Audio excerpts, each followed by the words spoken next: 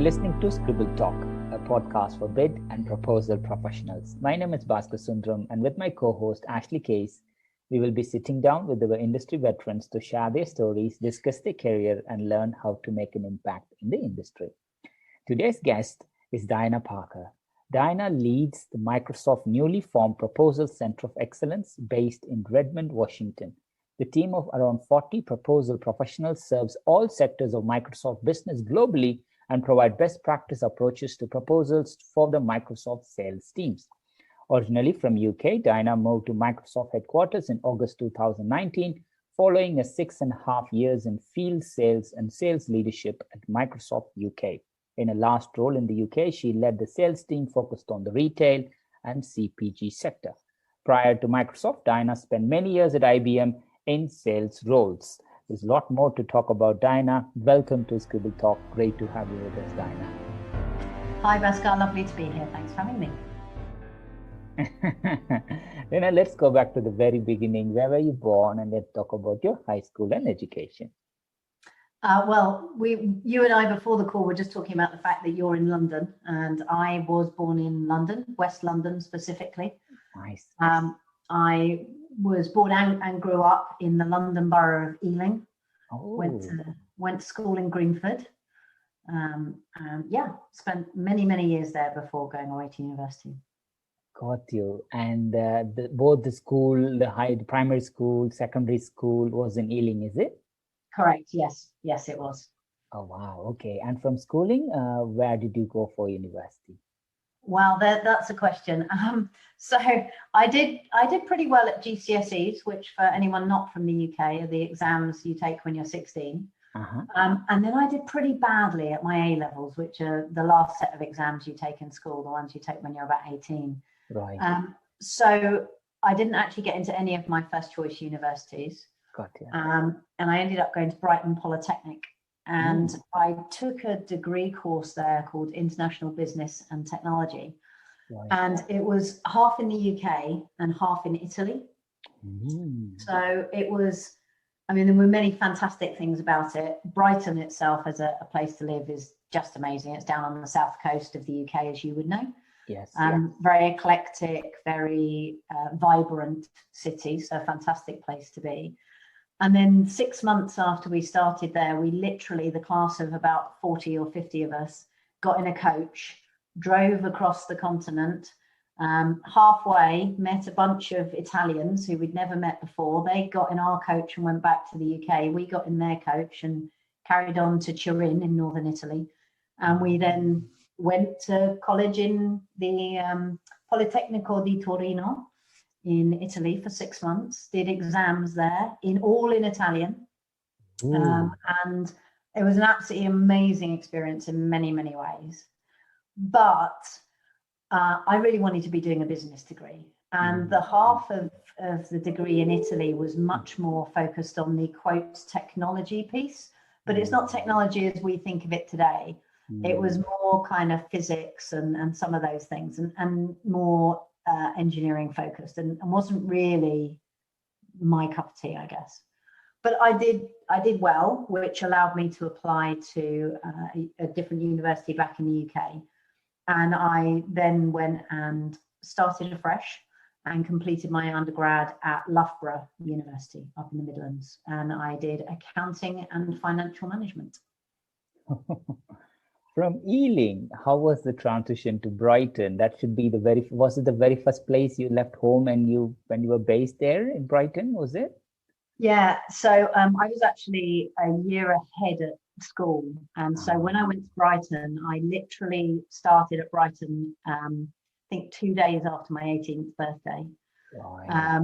My mum was probably only marginally more terrified than I was, because I was a terrible homebody, really did get homesick being away.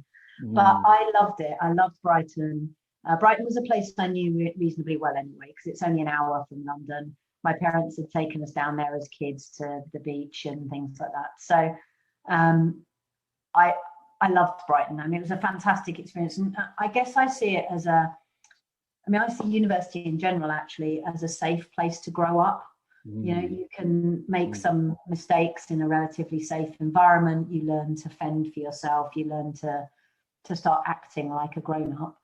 And I think I actually probably needed that year in Brighton to then be able to really knuckle down into my studies at Loughborough, and come out the other side with a good degree and a great degree experience. Got you. And it's quite fascinating. You know, when you said your university name in Italian, you did suddenly switch to Italian accent. Did you notice that? I used to be able to speak quite good Italian. Now it's terrible, and I get terribly confused between Italian and Spanish. And so I'm embarrassingly bad at it now. But I loved it, and I absolutely love Italy. In fact, I love travel and language in general. Got you. And was Italy the first place? Because as an 18-year-old, I assume, was it the first place that you left outside UK, travel-wise? I think I'd been to France on a school trip, of one of those sort of week away type things. But it was my first experience living away from the UK, and being away for a substantial length of time. But I mean, I guess Europe's so on the doorstep when you live in the UK that it, although it was clearly very foreign, it was still only a couple of hours away from home, so it didn't feel too far away. Got you. That's solid. I think that 1 year of polytechnic studies gave you experiences of looking after yourself on your own. Sometimes that soft skill of moving home to a university comes with its own challenges. You were trained even before you went to Loughborough. That's great. That too, not just in one place. You had two places. You also had the cultural impact as well. That's great, Diana. So, Loughborough business finance. How was it? Was there any memorable moments? So Loughborough, you may know, is a sports university. Yes. And I remember, because I played field hockey. That was my passion, I guess, when I was younger. And I remember going to trials at Loughborough, and you had to fill in a form before the trials, and they kind of stopped at had you played at senior county level. Anything less than that just sort of didn't even get a look in. So I actually ended up playing for a local club rather than for the university. But I loved it. Despite its title of accounting and financial management, which sounds incredibly dry and boring, it was basically a business degree, which is what I wanted. We did bits of organizational behavior, bits of law, marketing, all those kinds of things. And for me, accounting in that context, the kind of financial management piece, was really about solving puzzles, I think. And I really enjoyed that as an intellectual pursuit, I guess it's fair to say. So I really enjoyed it. Had some fantastic lecturers, some amazing people that I was on the course with. A really, really, really good time. I absolutely adored it. Perfect. And from Loughborough, the choice of accounting finance was very interesting. But from accounting finance, what was your very first job? So I joined the graduate scheme at British Airways, and I joined in the finance strand of it, as it were. There was a procurement group, I think an HR group, but certainly there was finance, procurement, and some other groups. So I joined in the finance division, as it were, of the graduate scheme at British Airways. Perfect. And how long were you there at British Airways, Diana? So I was about 18 months at BA, and while I was there, I started studying for my accounting exams. And you will know British Airways at that time was, one of the world's foremost airlines. It was a great place to be in many ways. There were a lot of good things about it culturally. It was an interesting place to work, but I found I didn't enjoy the pursuit of accounting to quite the same degree once it was an everyday job. But that said, I wanted to finish my accounting exams, and I moved from British Airways after about 18 months to work for Coca-Cola Schweppes Beverages, so the bottling division of Coca-Cola. out in Uxbridge, if you, Yeah, for those yeah. who do know the London-ish area. And I worked for them about 18 months, completed my exams, became a member of the Chartered Institute of Management Accountants. And I was, for the last 12 months or so, I was looking after the sales team. So I was the financial accountant assigned to the sales team, or the management accountant, I should say, assigned to the sales team. And I got satisfaction from completing the exams, from becoming qualified. I was always interested in the fact that CFOs at that time, certainly that was one of the key routes to becoming a leader in an organization. I think the skill set's really important. But I didn't like adding up stuff other people had done. I got to this point where I just thought, I want to be the person doing it, not the person adding it up afterwards. And I chose then to move into sales. And I did it in a slightly, I guess, soft way, because I moved from finance into selling leasing. So I went into the financial team at IBM. So they had a division, this I believe still do, global financing division, which effectively, if you'd taken it out of IBM, would have been one of the world's biggest banks. It was a financing division that helped customers to be able to make the big capital investments that back in the late 90s, early 2000s were the kind of things they were having to do in technology.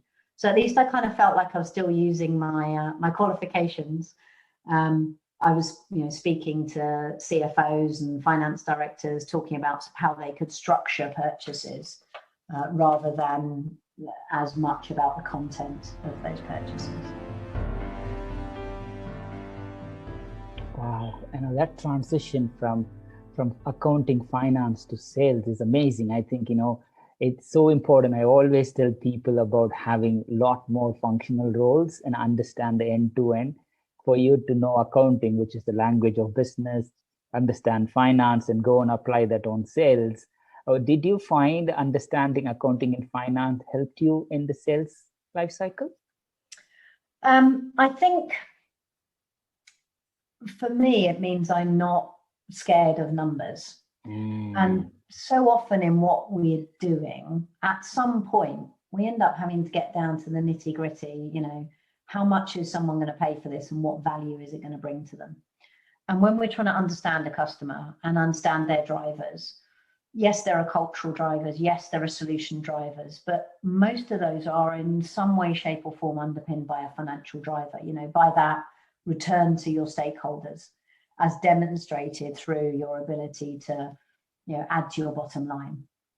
And I think not being afraid of that, being able to understand it, looking at it and saying, well, if they spend X amount with me, what does that mean? How much new business will they need to be able to justify that?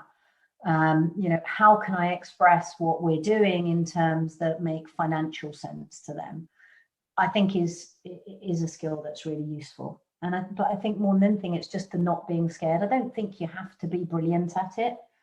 But I think if you can get yourself to a place where you're sufficiently comfortable that it doesn't terrify you, because loads of people say they're scared of numbers, that the moment they start seeing numbers, they sort of freeze and get really uncomfortable.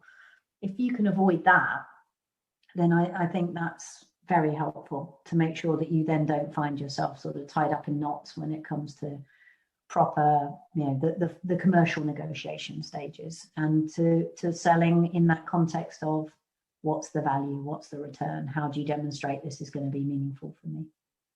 Totally, Diana. So, after taking finance roles, you gradually migrated to have lots of sales roles. Any memorable incidents or projects that you worked for IBM for your 14 years over there? So I was in the global financing team for about 7 years. A fantastic team of people and a really great learning opportunity to make that transition into sales. And then I was given an opportunity by a leader in the mainline business to move into, well, as IBM referred to it, mainline. So Linda Young gave me a chance to move into a full account exec role. And that was, really exciting for me, because I tried a number of times before someone, took that, what at the time in a very conservative organization was seen as a risk, because I came from that finance background rather than what they thought of as a pure sales background. And I'll be always grateful for that, for the opportunity. I really enjoyed the opportunity then to meet a lot of customers, to be able to get to understand the broader IBM business. And then toward the end of my career in IBM, I was a global account exec on one of the big banks. And I had some really great leaders there, people who I started to understand more about what leadership was versus management, and people leadership specifically. And I think for me, those are the things that really stick in my mind versus, yes, there was some sales, some times when I was, over the moon because someone had signed something. There were some times I was devastated because we'd lost something, But the things that really stick for me are things about those people that influenced how I felt about my roles and how I began to think about what leadership might mean. That's beautiful, Diana. Thank you for sharing. And 14 years later, you moved to Microsoft. How was it leading Barclays global account for Microsoft? Now that I'm in the US, am I allowed to plead the fifth on that one? It was, look, I was headhunted by Microsoft for the role, and it came at a great time for me. I took what felt like a big risk, because when you work in an organization like IBM, and at the time Microsoft was still firmly in the world of kind of Office, cloud wasn't really a great big thing at that point in time. But I've never felt more valued or more able to be my authentic self than I have at Microsoft. So in terms of risks that pay off, it's just paid off brilliantly. Those first few years looking specifically after Barclays were fantastic. I mean, it's a much smaller organization in many ways, or at least it was at the time I joined. And therefore the role of the global client exec, much more hands-on, much more multifaceted, I think it's fair to say. Lots and lots of things that we could dig into, that you could, sort of fingers in lots of pies. But it also, that gave me my first chance to start leading people. Had a couple of people work for me, and I think I was probably a mediocre boss at best, with best intentions, but no real experience at that point in time. So I think in that respect, it was fantastic. I guess for me, looking back, one of the highlights of my Microsoft career is that as part of that, I won the Founders Award, which is the highest award that you can win as a seller in Microsoft. I won that in 2016. And that was for my work on that account, that opportunity. But rather tellingly, it was about resilience in the face of adversity. So, it was a tough job, tough client, some moments that were really difficult, times that by that time I was living in Brighton, commuting into London to be with the client. And there were times I had to coach myself, to walk out the doors at London Bridge just one more time, just one more day, just one more, step in that direction. Because as anyone in sales will know, when you get to the nub end of big, long negotiations, and the nub end in this case being about 6 to 9 months, it's exhausting. It takes an awful lot out of you. So there are my abiding memory of it is the eventual success. But when I think about some of those moments, there were some very, very tough times in there. And, I had to turn around and ask for help because I'm not, able to do everything. And that was the right thing to do. And it was one of the reasons I won the Founders Award, the resilience, but also, willingness and desire to ask for help and to acknowledge that lone wolf kind of mentality that for so long in sales was seen as the way forward just actually isn't. And in Microsoft, we really value the team and the fact we can do more together. Wow, totally. Because it also, while you're also progressing in your career, what's more interesting for me is you also chose different types of projects and different types of role.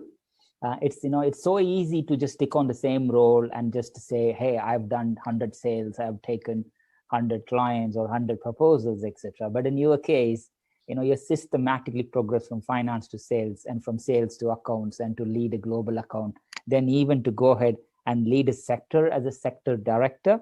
And from sector director, you then moved on to become a strategy director.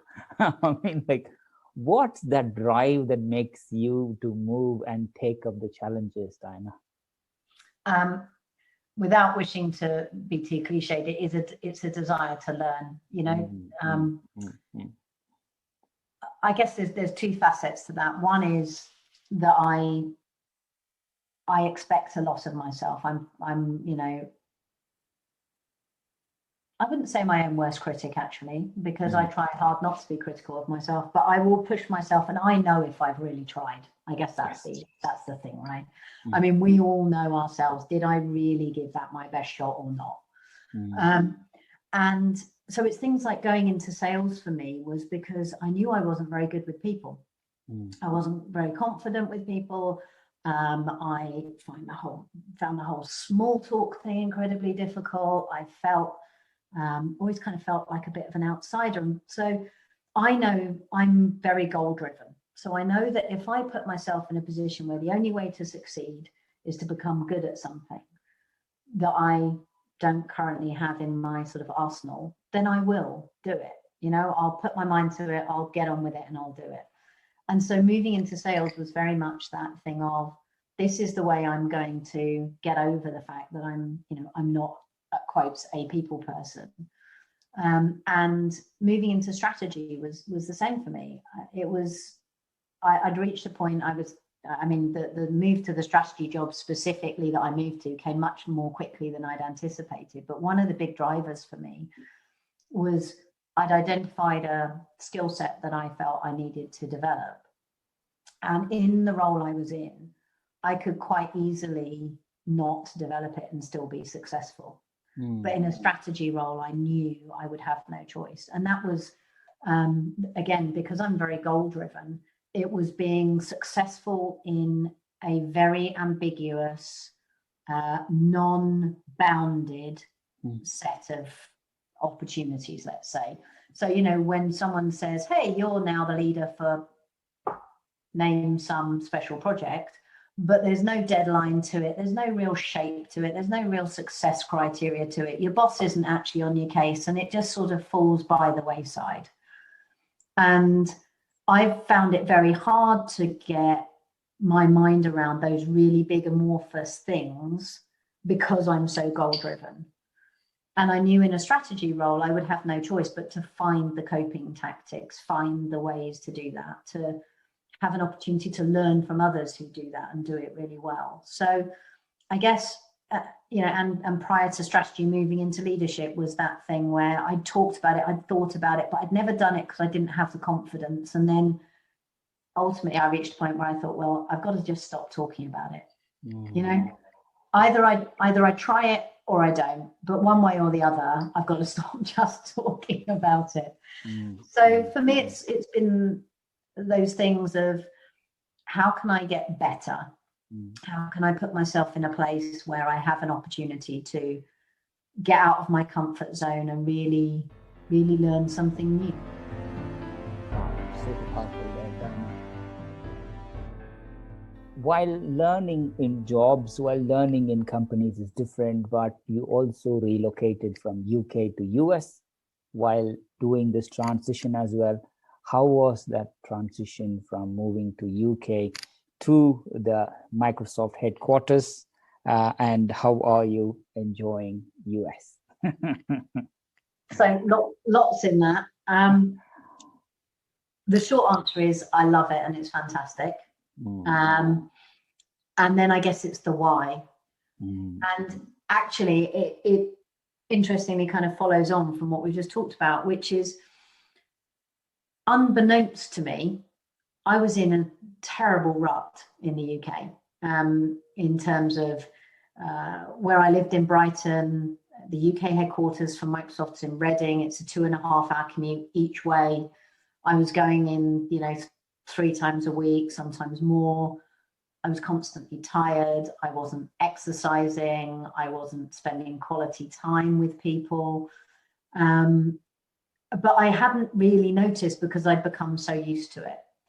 And moving out here with, frankly, no friends or family other than my wife, who I moved out here with, just jolted us out of our rut. And we've taken up new activities where everything was different. It's a surprisingly foreign country. And I know that might sound weird, but you look at, you live in the UK, you look at the US, you see it on TV day in, day out. How foreign can it possibly be?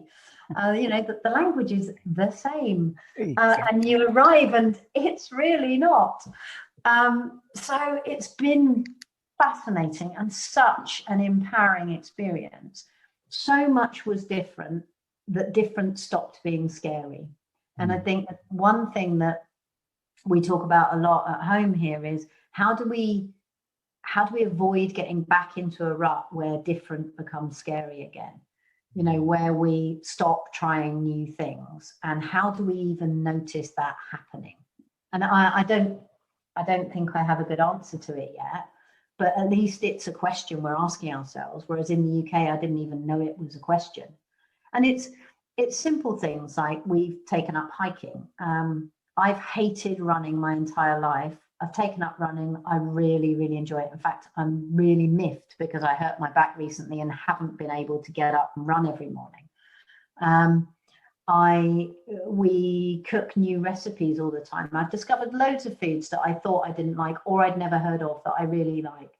We're eating much more vegetarian and vegan meals these days just because we're trying new things. And it's been really, really energizing and exciting. And given that we arrived here August 2019, had about 6 months, and then COVID hit, I guess thankfully for us, there's been so much that's been new and different and exciting, and new things we've been trying that we've managed to, if you like, fill that COVID time in a really productive way for us. And we are fitter, we're healthier, we're happier, just really, really enjoying it. Love the job. My new boss is fantastic, which I think makes such a big difference. And even the job itself, I arrived thinking I was joining a strategy team. The strategy team I did join and worked in for however long, about 9 months, I guess, and then moved into worldwide public sector. Never worked in public sector before. Running the proposal team, which I guess as this is for proposal professionals, we'll get to at some point. Brand new thing for me, never done that before. Had limited experience of proposals before. So huge amount of learning and just a really freeing experience for, in a really safe way to be able to experience so many things that were different. Totally, Diana. You did mention that proposals are new to you, but considering you had enough touch points on finance, sales, accounts, and global strategy, I think proposals is where tactically you just make the sales happen. So it brings a very different angle to proposal. Let's just talk all about it. Before we do that, just as a quick thing, Tell us 3 things not many people know about you. Let's see. Well, I guess from a diversity standpoint, it's just worth stating that I'm gay. So as I said, I moved here with my wife.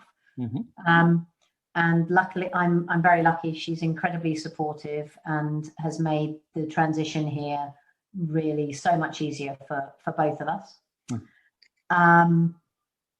Let's see what else. I love singing to old school country music.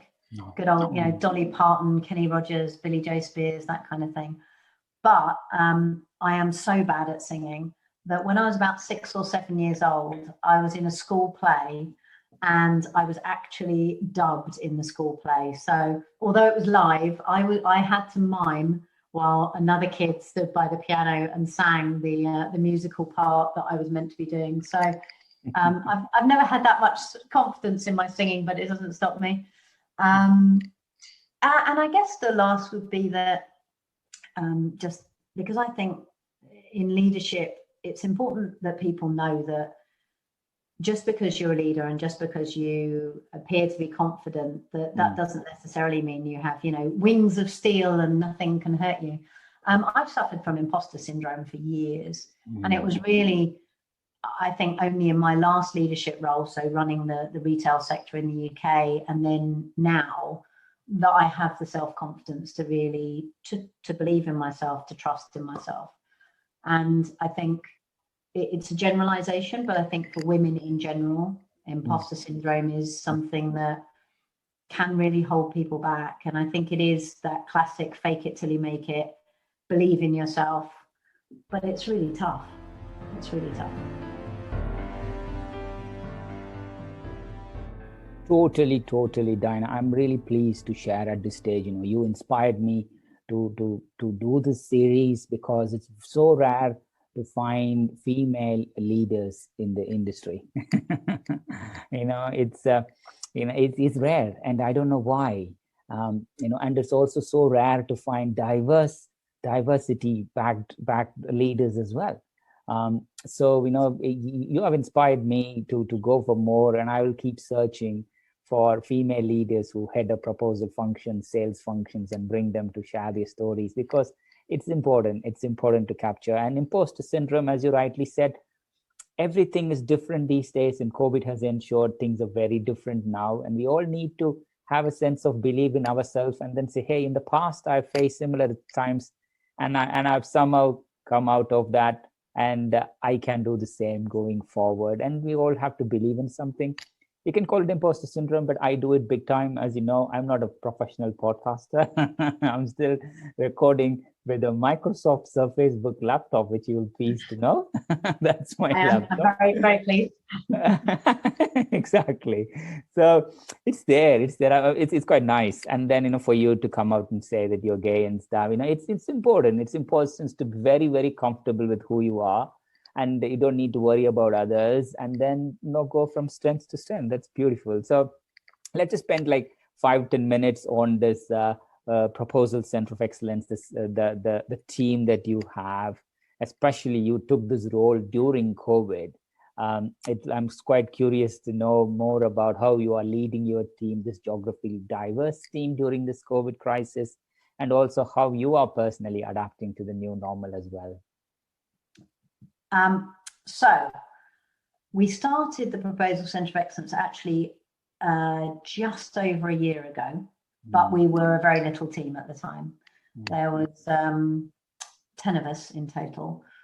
6 of us met up in Dallas and looked at each other and went, well, this is going to be interesting. How are we going to do this? And we just kind of started figuring out, what's the service we're going to offer. And frankly, to your point about sometimes you just have to, say, I've done this before and it will be fine. Surrounded myself by people who really understood the business, really knew how to do it. A couple of really, really high quality proposal managers, Stacey Dewey, who you interviewed back in the summer, I think, and Carrie Jordan, both really experienced contractors in proposal management. And we just kind of got on with it. We started, and I think that was really important, just starting. We took on a proposal. while we were still together in Dallas that week, trying to figure out what we were going to do, we just decided to accept one and get started. And I guess it's kind of encapsulated a lot of what we've done, that it's been relatively entrepreneurial. I think one of the things that's been interesting is both in Microsoft, but in this proposal team, is we'd be remote anyway. So whilst COVID does present clearly challenges, and we have to be, as leaders and as Microsoft, I guess, in the world, we have to be really cognizant of that. But for me as a leader, I have to be aware that the people working on my team have got different challenges in their work environments because of COVID. Actually, we'd be remote anyway. So there is not a single person, I was just double checking, but not a single person out of my about 40 strong team who's based in Washington State, apart from me. And using, I mean, from a Microsoft standpoint, we've got Teams as our core collaboration tool and SharePoint and all those things. I think we're very lucky because we work for an organization where that remote working and remote collaboration is ingrained into us already. But what it's done is make it much, much more important, much more deeply ingrained. It's forcing us to find ways to do, you know, where normally you drag people into a room and stand in front of a whiteboard, and you can't do that. So, okay, how do we have an offsite while it's, but a virtual one? How do we gather ideas from the team? In fact, one of the biggest challenges that I see with the team that I manage, so I have people working all the way around the globe, from Costa Rica through West Coast the US, East Coast US, the UK, Central Europe, India, and Australia, is trying to get everyone on the phone at the same time. That's the thing that's literally impossible, to get all of those time zones together. So one of the things that we're continually wrestling with is, how do we instill a sense of community in this global group in a way that doesn't ask people to do too much at unsociable hours of the day. It's imperfect. Our solution currently is imperfect, but we keep seeking feedback from the team themselves, from other people who manage global teams. And at the moment, we've settled on rotating the start time of all hands meetings. We always record all hands meetings so that the region or the country that's, you know, out of hours for that particular session can catch up. And I think we're just continually looking for ways to create that sense of team through the virtual environment, through the remote environment. So how I'm adapting to the new normal, well, I think I'm very lucky. I don't have kids that I have to try and juggle educating at home. I have an office in our new house. I can shut myself away. I bought a sit-stand desk. I bought a proper chair, because I am spending 8-10 hours, in front of my couple of monitors that I also thought I really just had to have. So I've made it into an environment that I like working in. I think that's really important. I carve out time every day for lunch with my wife, because I think, mental health, physical health, I think that's super important. Otherwise, I could just, spend 12 hours a day shut in a room, not see her at all. And that's not fair to her, and it's not good for me. So I really enjoy that. We have lunch together every day. Very, very rarely do I have to say, I'm really sorry, but I have to eat at my desk. But that's happened maybe half a dozen times since COVID began. I've carved out that time. And I think actually I've given myself permission to treat that time as though it's as important as a meeting with, internal or external meeting. And I think it's very easy for us to put the things that are about ourselves lower down the list. And actually, I think that's a false economy. Wow, I am actually jealous that you managed to take time off for lunch. You don't want to see my desk here. I have everything next to me. I have chocolates, chocolates? I didn't say I didn't eat chocolate at my desk. I mean, that, let's not go too far. Oh, good, Diana, good. But that's beautiful what you just said now, because accepting that things are going to be like this, mental well-being, emotional well-being is important. Giving the opportunity of the hands-on call, all hands call, to have different time zones, being in touch. And also, when you try to do like this, I'm sure people will do that. Your members will look into you and they do that, Diana. And if we set up a wrong standard, because as you know, now there is no demarcation between what's work life, what's the personal life. Yeah. Because we all have, and for many of our colleagues, there is no workplace in itself. They work from the kitchen tables or from whatever the tables that's available. So it's a lot of pressure for them to understand, where do I stop, where do I go, to set these barriers and also disciplines to do. I think it starts from the leadership and it trickles through. Good to see, good to hear. Thank you, Diana. You might have, also in this COVID period, might have, realized teams are working long and late. What have you observed lately that reminded you, especially in your team, that people are kind? I mean, my team are phenomenal. One of the things I've been so impressed with is the willingness of the team to help each other and then to help the success of the group overall. And it's something that, we make a really conscious effort to encourage, but it's not something people have to do. And yet you see people putting their hands up to support one another. We have, at the end of our all hands call, something I stole from a colleague actually. At the end of our all hands call, just in the chat window, I ask everyone to post something they're grateful for that month. A person or something that's happened, personal or professional. And it's just lovely to see the amount of positive reinforcement that the team gives to each other.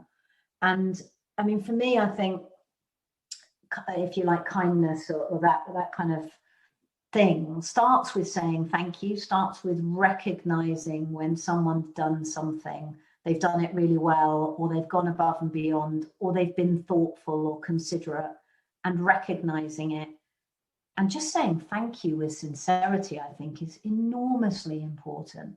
Maybe it's because I'm a Brit, so I'm very, very keen on that please and thank you thing. But to see the way the team holds one another up and thanks each other for the work they've done and calls out to other people, hey, did you see the amazing work that so-and-so did on these graphics, or such and such person did on the writing?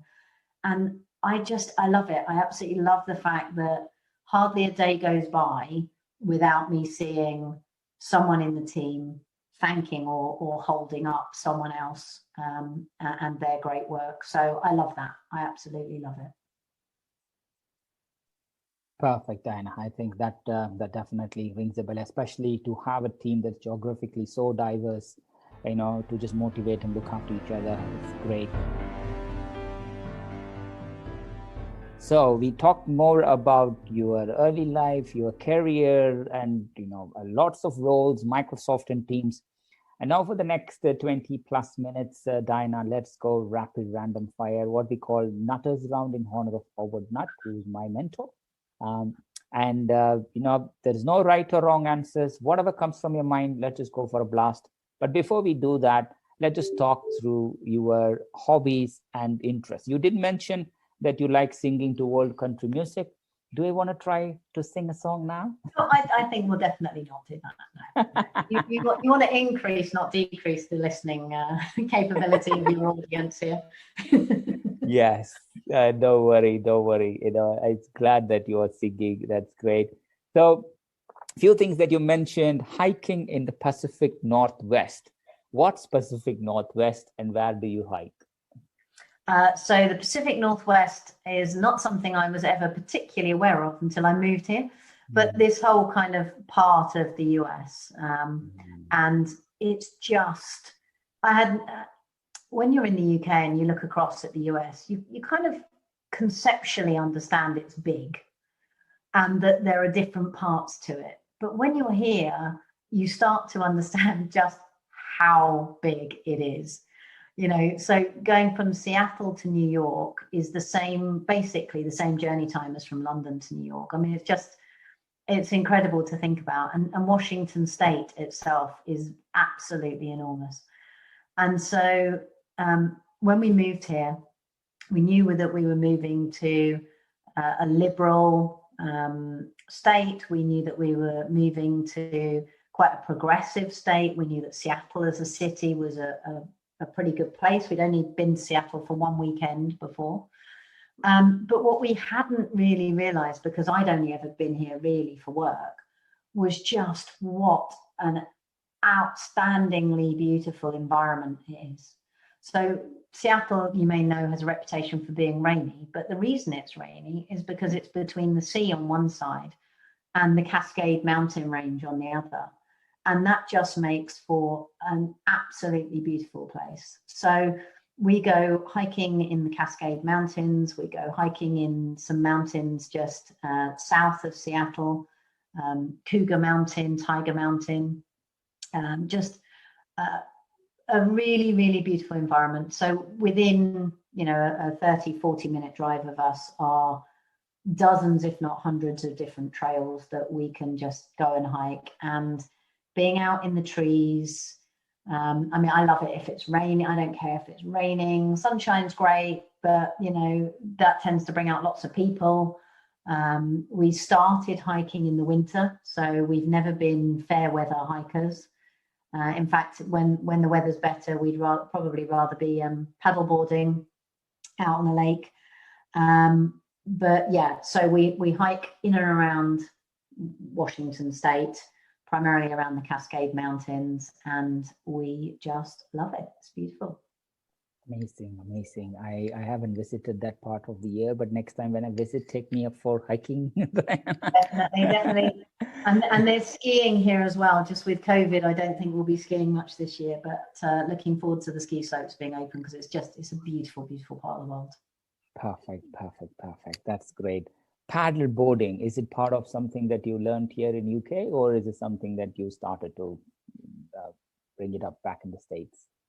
We did learn in the UK. So we came over here with one inflatable paddleboard. We've since got another, so we have a board each, so no fighting. And we've actually moved to live in a house by a lake. So we can now paddleboard on the lake, which is particularly tranquil, because I learned to paddleboard in Brighton, and you'll know what the English Channel is like. Not the most picturesque and not always the calmest.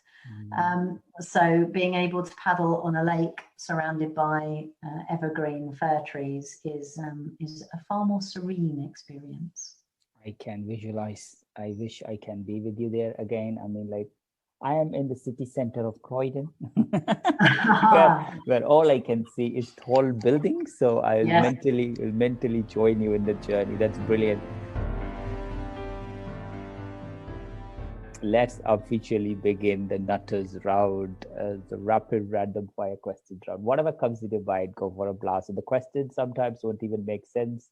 It's easy to ask the questions because you're the one who is answering it, Diana, not me. So let's go. If you were given a 1-minute ad slot during the Super Bowl that you couldn't sell, what would you fill it with? Oh, gosh. I think some of the videos I've seen Microsoft do, some of the messaging that Nike has done about empowering women and women in sport, I would want to do something to empower young girls to take up sport and to feel that they could be as feminine or as tough or as, excited as anyone. And that they have every chance of success. Wow, that's a very, very good response. Amazing. So what's the best Wi-Fi name you have seen?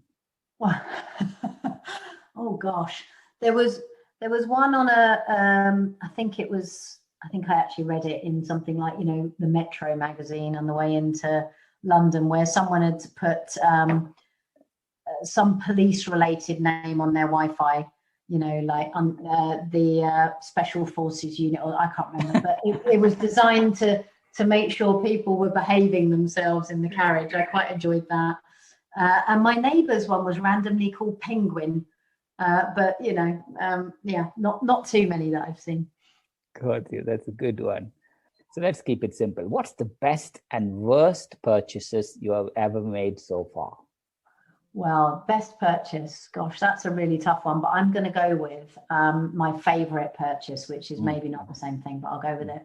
I searched high and low and eventually found I really like cars, and I have had a lot of really lovely sports cars, but by far my favorite, just before I moved to the US, so I had to sell her when I came here, and that did make me literally shed a tear, was a Jaguar F-Type, all-wheel drive, convertible, black leather, black hood. She was a thing of beauty. I adored her. That's my best purchase. Worst purchase. Well, I have a little bit of a bad shopping habit, like I will shop to entertain myself. So I have bought loads of things that I've then looked at and gone, why did I buy that? So I'm making a conscious choice or conscious decision to try really, really hard to be more mindful when I'm shopping. So rather than buy, for example, if I was looking for, I don't know, a brown leather jacket, I might end up buying 3 of them because they were all not quite right. And that sort of thing, I'm just really trying hard not to do. But I've made many a duff purchase in the past. I think we all are impulsive when we do purchases. It's so funny. I think the lockdown finished here, I think last week, Tuesday or something. And Wednesday around 7:30, 8 in the morning, when I was walking to my office, there was a long queue and there were like so many police who were standing there, 4 police cars. I thought something worse happened. The next outlet opened. Oh my goodness. And this is the lockdown, this is COVID. And police were there to ensure that people stand in 2-meter distance. This was London last week. So yes, don't worry, let's move on. So what quote or saying do people spout, but you believe it's a complete BS? One thing that really got me was in, I guess 5-6 years ago now, when agile methodology was the thing. Yeah. And people would use agile to mean chaos. Right. This isn't agile development. No, it's not. You've just literally got no control. That really irritated me when, it was absolutely self-evident that what was lacking was any form of control, and people would give it this, we're doing agile development. So yeah, that one really was a pet peeve of mine for a while. I think even now people talk about it. It really, it's like, like now if you look, even the word new normal, it was used to death. It's like new normal, like all these buzzwords, but that's a very good one. Thank you. So what are some of the things that are okay to do occasionally, but not okay to do every day? Definitely eating cream cakes, because I really love a cream cake. I think probably pretty much everything, you need to do in moderation. But I think things, when you allow yourself to get completely absorbed by work, I think, there are times when people say that they have no choice. I think we always have a choice. And I think you need to be very careful about that not becoming an everyday habit. And if I look at the fact I was doing a 2.5-hour commute each way to the office in the UK, I should have a lot sooner realized that was not a sensible thing to be doing. So yeah, I think moderation is often the key, but I think looking after yourself on those occasions every now and then, genuinely something happens that means you have to work really late or work at a weekend or, miss some engagement or activity that you really want to do, but you can't let that be the norm. True. What mythical creature would improve the world most if it existed today? Oh, would improve the world. See, if you ask me my favorite, I'd be torn between a dragon and a phoenix. Ah, yes. I'm not sure if either would really improve the world that much. Dear.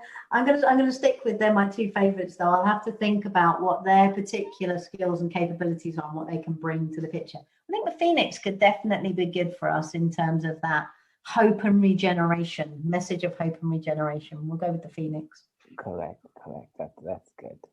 So what is something that you have that is of sentimental value to you? I have a cupboard which is known as Grandma's cupboard. And it was, as you might expect, it was my grandmother's cupboard. And every time I see it, I think of her. And it's always just known as Grandma's cupboard. It's never known as anything else. It's completely different to everything else that we own. It doesn't, quote, fit.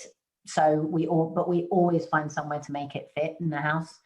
And I just love it because it makes me think of my grandparents, with whom I had a fantastic relationship. They were amazing people. So yeah, that. Nice. What's the most interesting or ridiculous fact you know? Well, ridiculous in terms of how on earth can this still be true? Yeah. Is that women need to be 90% confident that they can do a job before they'll apply for it, and men only need to be 12% confident they can do a job before they apply for it. Is it? That's the latest stat. And now we know that there are, lies, damn lies, and statistics. It's that kind of percentage. Yeah. 90 and 12. My God. Yeah.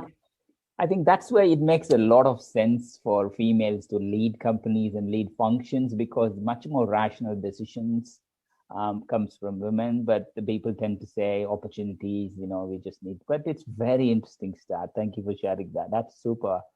That makes me more happy now. I can wing it. I can wing anything now. 12% to 90%. Oof. Thank you. So what's the naughtiest thing you have done in school? Oh, gosh.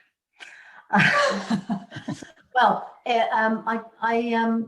when I was younger, I used to make my parents take me to all sorts of clubs. I joined club after club after club, and I pretty much got thrown out of all of them for, I suppose disobedience is probably the blanket term for it. But the funniest one was the brownies. And so I was really little, like 6 or 7 years old. And I just, despite the fact I was the one who wanted to go, my parents never forced me to do these things. I then just found it all a bit girly and boring and not really my thing. And eventually was asked to leave after jumping over the toadstool that we were all meant to dance around at the end of each session. So yeah, I was always a bit mischievous and got bored easily, and then possibly a little disruptive, but never maliciously so. 100%. I can imagine you should have been a good girl, Diana. Because you did mention that you try new recipes. Anything new that you recently tried and it worked really well, or anything that you also tried that didn't come out well? What's the two items? Well, my top tip for best recipes is the fact that I pick them and Tina cooks them. So we had a vegan meal yesterday of orzo with asparagus and leek, and it was absolutely delicious. And since on a completely opposite end of the kind of vegan to carnivore scale, I've learned to grill steak out here in the US. So, and by grill for those in the UK, we mean barbecue. So I've learned to barbecue steak, and I'm getting pretty good at it now. So yeah, we've had some really, really great recipes here in the US, and for me, grilling steaks, the thing that I've been learning. Nice. if you could pick up, you know what, Bhaskar, you come home, this is what I'm known for. What's the best? What's your favorite dish that you cook? Ooh, well, I always used to say my favorite dish was my mum's jacket potatoes, because you know what it's like when, you know, if there's a childhood memory thing. But Tina has recently concocted some incredible things. So we've got some really great pasta dishes going on, some Alfredo dishes and some summer squash dishes. But the thing that I cook really is I'm basically in charge of the barbecue. So it would have to be steak with roasted potatoes and carrots if I was in charge of cooking. Nice, nice. So, who are the people who have been the most influential in your life and career? So personally, I mean, aside from my amazing parents who have always been, you know, my biggest cheerleaders and have just, they were both teachers. And so they've always instilled in me a desire to learn. They've always been incredibly supportive and are just generally amazing. It would be, from a personal standpoint, the women who introduced me to hockey and who supported me through my late teens. So Bev Bell was my PE teacher, and the teachers were on strike one year and they weren't doing any after school clubs. And she didn't want the hockey team to miss out. So she took about half a dozen of us down to the hockey club that she played at to join their Colts section. And I just loved it. And I really thrived in that team environment with the discipline that sport brings, but the physical outlet that it brings. And then there were a couple of club and county coaches who are now two of my very best friends, Dawn Glastonbury and Helen Woodcock Downey. And they supported me through, I think it's fair to say, quite a difficult time in my life when I was in my late teens. I didn't know I was gay. I was just kind of angry and confused, but I didn't know why. I suspect it's strongly a part of why I did so badly in my sort of latter set of exams, my A-levels. But they just let me be me. They didn't try to fix me, but they gave me the safety net that I needed. And they're still incredibly important people to me. In fact, I spoke to Helen and to her wife Viv, who's been an inspiring supporter of mine since I was about 16, just this morning, and that was really, really lovely. And professionally, I mentioned Linda earlier, who gave me a break into sales, took me on as an account exec in the mainline IBM business. My last manager in the UK, Damien, he gave me my first break as a people leader. He had faith in me. He gave me confidence. He's a very, very people-oriented leader. I learned an immense amount from him. And then my current manager, Somet, because that, as you said before, you know, the transition, new job, new country, then COVID hitting, it could have been really, really tough. But Somet has just made it an absolutely inspiring time. And I've really, really loved it and feel incredibly empowered and valued. And I think that's important. And then I guess finally, the ex-CEO of the UK, Cindy Rose, I see her as a really inspiring female leader. So that would be my list. Wow, you are so blessed to be surrounded with so many people, both personally and professionally, Diana. Yeah. Good. It's nice. So, who is the kindest person you know? I see lots of kindness in people, actually. I think I would just, what comes to my mind is my grandmother. So grandma, who used to look after me and my brother on Tuesdays and Thursdays after school. And I think that grandparent bond is quite different than a parental bond. You know, she didn't have to discipline us or, you know, particularly worry about had we, you know, brushed our teeth or this, that, or the other. She could indulge us much more. She was much more relaxed than she maybe had been as a mother. And yeah, I adored her, and she was just a really, really lovely, kind and caring person. She did lots of volunteering, you know, really wanted to help other people. So yeah, I'd go with grandma. Nice. Totally. So if you could tell about your partner, Tina, in one word or one sentence, what would you say? She is the most hardworking and caring Mm. and one of the most inspiring people I know, and she helps me to be better every day. Oh, nice. That's so beautiful. So beautiful. Nice. So who haven't you met in a long time and you hope that they're doing okay? My mum and dad, I Mm, haven't seen them for a year. true. But I hope that you are in touch virtually.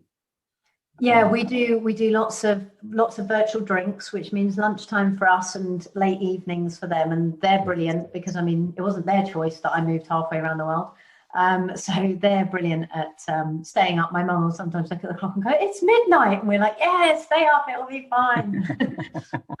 So they've been very, very good about, well, very supportive about the move, even though they miss us, terribly, and very, very accommodating of the fact that it means different times for all of us. What's one thing you wish you had known when you began your career? I think it would be to not stay where you don't feel valued. If you're not doing well, or you don't feel you're progressing, or you don't feel like you're fitting in that environment, don't assume it's you. To look for an environment, look for a culture that suits you, rather than assuming. And I mean the same goes for I randomly met somebody on a plane, and we were talking about her daughter who was in sales and having a really unpleasant, old school, to my mind, sale experience in sales. And I offered to mentor her and now do, and it's a wonderful relationship. But she was allowing herself to think that it was either her or sales that was the issue, rather than the organization. And actually, by changing organization and slightly changing some other things, she's found something that she's much more comfortable, much happier doing. So I think, if you're in an organization that kind of tells you, if you think this is bad, you should see how bad it is out there, go find out, because it's probably not bad out there at all. You should find a place where, you feel valued. Super powerful advice, 100%. So what advice would you give someone, especially a female leader, who's wanting to pursue a similar career like yours? I think don't be boxed in. You kind of alluded to it earlier. I've done a number of different things. So be open to learning.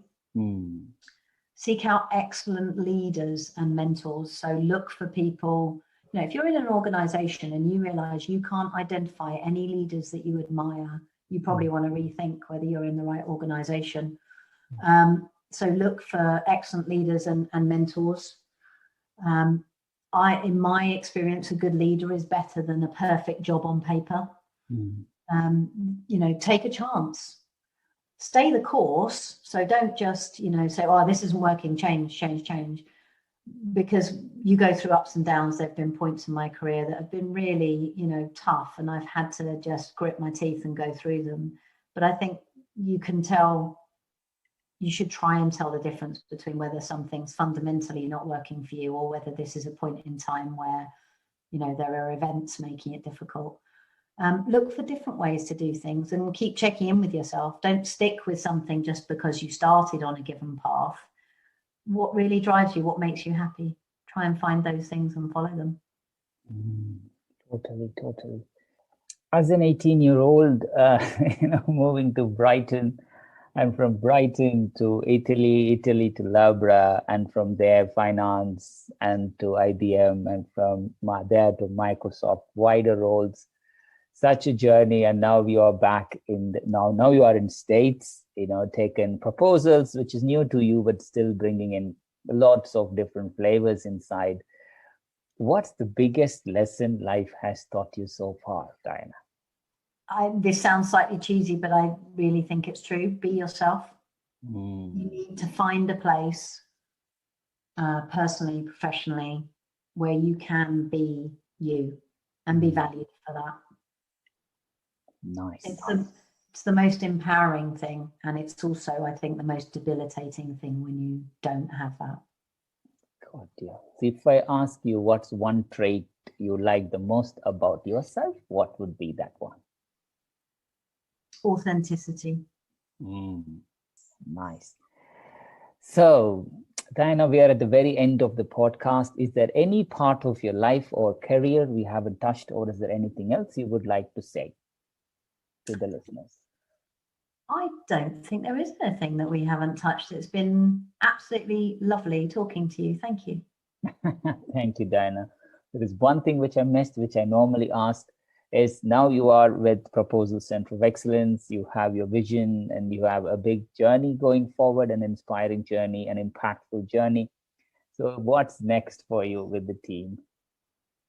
I think the sort of immediate term desire is to see the Proposal Center of Excellence become an indispensable part of Microsoft's DNA. Because today we're just getting started, we're still becoming known, we're proving our worth. But I want sellers in Microsoft to not be able to imagine their world without us in it. More broadly, I want to extend what we can bring to the Microsoft Corporation. So not just end-to-end proposal management of select opportunities, but how do we upskill the whole of the organization? How do we make every proposal that goes out the door better? How do we instill best practice throughout the sales organization?